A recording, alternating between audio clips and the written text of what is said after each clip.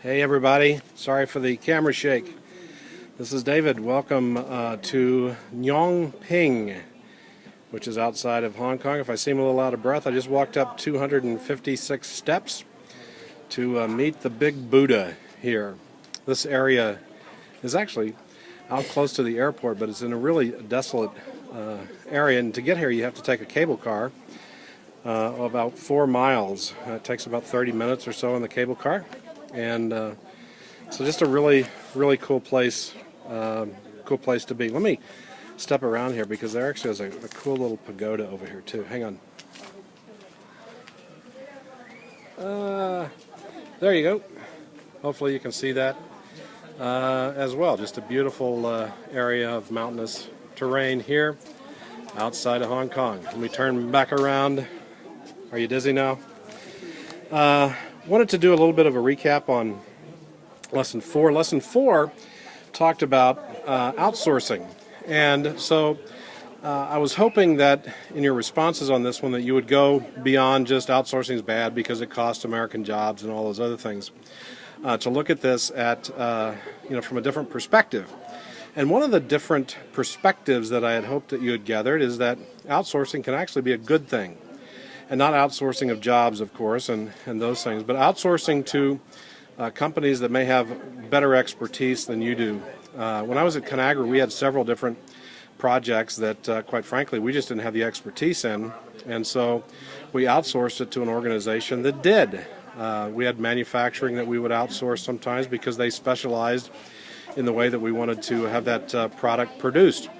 And so some of you had comments that said, if you outsource, the quality could be an issue.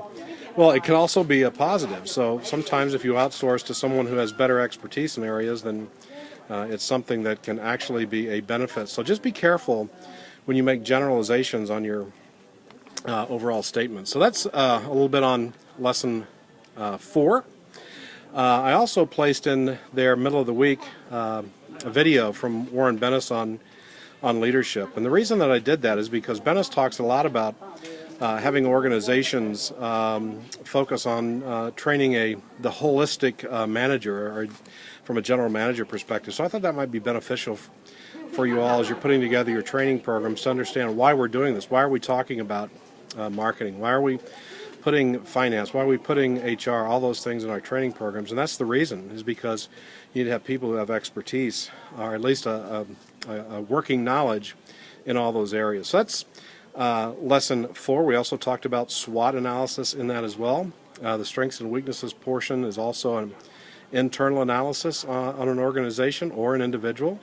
And then the opportunities and threats are the external look. Sometimes we're pretty good at the SO part of SWOT, but not the OT of SWOT, because OT is hard.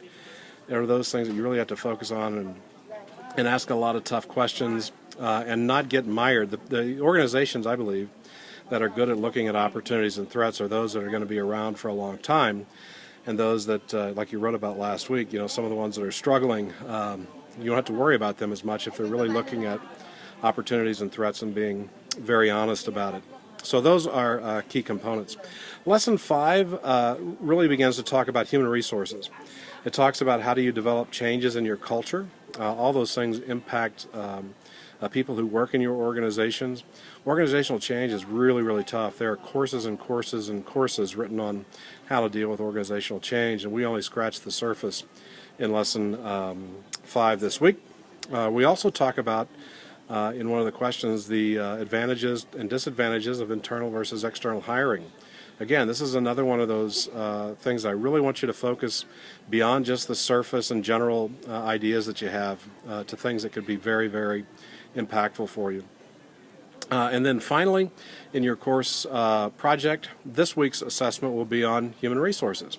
Why is it important for a general manager to understand the human resource component in an organization? There are a lot of different things you can do to talk about this week, and so I encourage you to not only look in your book, but to look outside into other sources to talk about some of the current trends that are out there in human resource organizations and in human resources within your organization.